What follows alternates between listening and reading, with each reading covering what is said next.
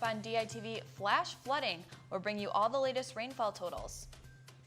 And later, hear how UI students and professors are reacting to Judge Brett Cavanaugh's Supreme Court confirmation. The top 10 team went down in Carver this weekend, and Iowa football brought home the bacon. I'll tell you more in sports. More rainy days are upon us. Your forecast coming up. We have all that and more on today's Monday morning edition of DITV. Don't click away. DITV starts right now.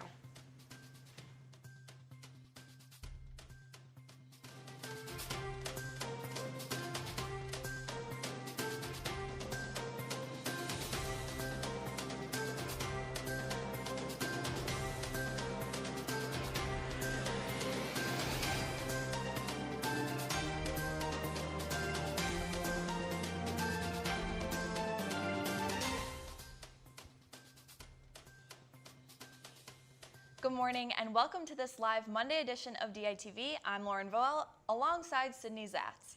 Yes, good morning, Lauren. History was made after Saturday's Supreme Court confirmation. But before we get to that, heavy rain has caused Iowa City and surrounding areas to be under flash flood watch. That's right, Sydney. For more on this, we have DITV's Jacob Gunther standing by in the weather studio to tell us more. Jacob? Thanks, guys. Over the weekend, the National Weather Service put Iowa City under a flash flood watch. So far this month, Iowa City has seen 4.21 inches of rainfall, some 1.34 inches above the normal average for this time of the year. Experts at the UI Flood Center say that the Colville Reservoir is sitting at just over 705 feet and will likely rise a few feet in the next coming days. Now, for major flooding to happen in our area, the reservoir would have to crest over 712 feet like it did in 2008. Experts will be monitoring the water levels, and we here at DITV will keep you updated on any major developments. I'll be back later in the show for your latest forecast, but Lauren and Sydney, back to you. Thanks, Jacob. Over the weekend, Judge Brett Cavanaugh was confirmed as the newest Supreme Court justice. Kavanaugh's confirmation has caused controversy between both political parties and the American people because of Kavanaugh's recent sexual allegations against him. For more details on this historic win is DITV reporter Bo Bowman standing by in the studio. Bo? Thanks, Sydney. 50-48 was the final vote in confirming Judge Brett Kavanaugh to the Supreme Court. When it was announced that Kavanaugh was on the short list as a Supreme Court contender, Christine Blasey Ford came forward accusing Kavanaugh of sexual assault when they were in high school. After a thorough investigation and hearing, the FBI found no evidence that the incident ever happened. And despite the accusations, Kavanaugh was confirmed on Saturday. Here's what Republicans had to say about the confirmation. For America, and an important day for the Senate. We stood up for the presumption of innocence. We refused to be intimidated by the mob of people that were coming after Republican members at their homes, in the halls. I couldn't be prouder of the Senate Republican Conference. Across the aisle, Democrats like California Senator Dianne Feinstein had something different to say, tweeting, quote, "The confirmation of Brett Kavanaugh shifts the court far to the right, putting women's reproductive rights, civil rights, environmental protections, and workers' rights, and the ability to implement gun safety rules, and the ability to hold presidents accountable at risk for a generation," end quote. Just hours after the confirmation, President Trump held a rally in Kansas. Here's what he had to say on the newest Supreme Court judge. I stand before you today on the heels of a tremendous victory for our nation, and he will sit proudly alongside Justice Neil Gorsuch to uphold your sacred rights and to defend your God. Judge Kavanaugh will be officially sworn in tonight at the White House. Be sure to stick with DITV for further updates on the newest Supreme Court judge. Sydney and Lauren, back to you.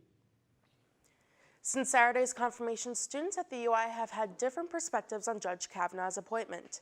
Here's what some had to say. I saw on Twitter and was obviously not very impressed with it. And it's a big step backwards for our government, our system, and it was kind of shocking. Anger at first, and then frustration. I think it's really hard to find someone who hasn't been impacted by sexual assault or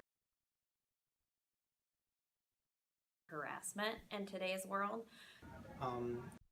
If he is guilty, then he should be punished because sexual assault is a grave crime. And like, it's just not a very good example to set for the rest of like our country and leaders and everything like that. But there have been incidents in the past where people in the power have been falsely accused of committing a crime, which they didn't. There may be a slight possibility to that. I don't know what it's going to take to make people get out and vote, but like this should have been one. You need to go out and vote because one single voice doesn't do much, but when you join together and make the single voice as a whole, that's when change happens. And I think that's something that needs to be remembered. 10 UI professors are taking a different approach to opposing Cavanaugh's confirmation. We have DITV reporter Mackenzie Cooper standing by live in the newsroom to tell us more. Mackenzie?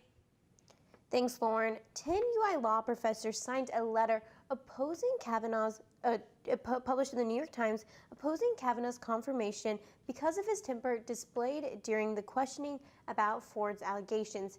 It read in part, quote, "We have differing views about the other qualifications of Judge Kavanaugh, but we are united as professors of law and scholars of judicial institutions in believing that he did not display the impartiality and judicial temperament requisite to sit on the highest court of our land," end quote. Drake University professor Andrew Drews, who also signed the letter, said in part, quote, "I had serious concerns about Judge Kavanaugh's demeanor. I don't believe Judge Kavanaugh's temperament is consistent with someone who has the honor to serve on the Supreme Court," end quote. For more on this letter, be sure to read Sarah Watson's article today in the Daily Iowan. Lauren and Sydney, back to you. Thanks, Kenzie. Lauren, we already talked about the potential flash flooding that all this rain has been having, but will we see more rain in the forecast? I know, let's toss it over to Jacob in the weather studio. It's hopefully less rain. Unfortunately, that's not the case. Today we're looking at a high of 81 degrees with cloudy skies tonight. It'll cool down to 66 degrees with a 45% chance of scattered showers throughout most of your afternoon and evening. As we move on to tomorrow, that rain possibility will increase to a probability as we will see a high of 81 and a low of 59 with a 70% chance of thunderstorms all throughout your Tuesday. We will even see a 90% probability on Wednesday, so don't forget your umbrella on your way out the door. Thursday, we will see temperatures drop exponentially as we will see a high in the upper 40s with a low in the mid 30s with partly cloudy skies. Finally, arriving at the end of the week, Friday has a possible high in the mid 40s and a low in the mid 30s with a pretty low chance of showers. But with the current inconsistencies that we've been experiencing lately, I wouldn't take any chances. That's all I have for you in the weather studio. Back to you guys at the desk. Hacking is well known for being a negative on the internet, but one event at the university is trying to change that perspective. The Iowa Hackathon brings students from all over the area to learn, innovate, and create a new digital projects with the use of coding and programming. DITV News reporter Noah Gowdy went to the event to find out more. The third annual University of Iowa Hackathon was held over the weekend with more than 200 students from across the Midwest in attendance. We started to support students to join this community of innovation and sharing resources and knowledge as well as networking. The event lasted for more than 30 hours, with participants working throughout the day and night to complete their projects. They are creating a team and working together on projects, and the idea is mostly working on a data science project to work on some data challenge. These challenges and projects that the participants are working on are completely unique to anything they have ever done before. For us, we don't get a lot of experiences down where we're from to do things like this and just get all the skills that we learned in school. We don't get any chance to use those practical skills and put them into something that, like a project of our own that we do. The knowledge and resources that students are gaining at these events ultimately will help them when applying what they have learned at the university as they transition into a full-time career.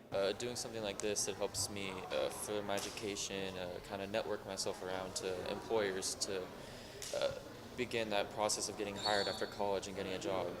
With computer and data science on the rise, organizers say more events like these are going to continue to pop up to allow the progression of skills and allow students to network with future employers.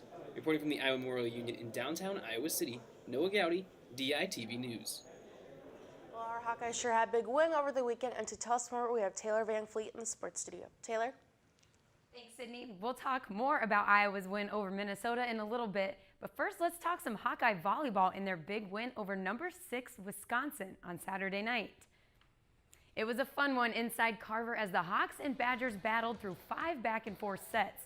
Left side hitter Callie Hoy played a huge role as she registered 30 kills on the night and sparked life into the Hawkeye offense. That offense would end up being too much for the Badgers as they could not contain the Hawks in the 5th and final set. Iowa would take that set 15-12. And this is the first time the Iowa volleyball program has defeated Wisconsin since November of 2009, making for a very happy head coach, Bon Szymanski. Super proud. Huge win for the Hawkeye program here at home.